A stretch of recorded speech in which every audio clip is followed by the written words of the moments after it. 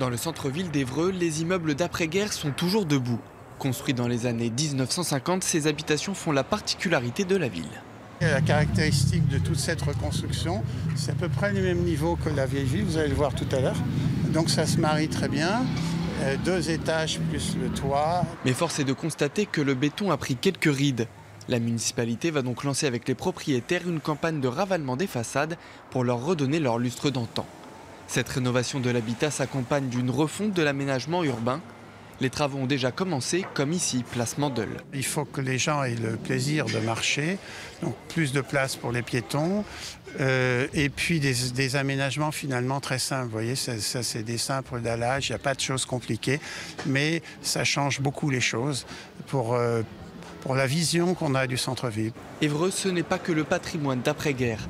Sous l'ancien parking de la place Sepp-Manville, des ruines d'anciennes fortifications du XVe siècle ont été retrouvées.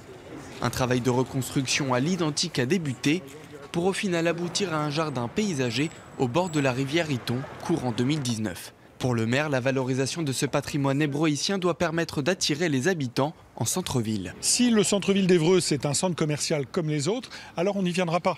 Parce qu'on le sait bien que c'est compliqué, parfois pour stationner ou pour circuler. Donc il faut qu'on ait une beauté, il faut qu'on ait une qualité de vie qu'on ne retrouve pas ailleurs. Au total, les travaux coûteront près de 7 millions d'euros, dont 2 millions financés par la région Normandie.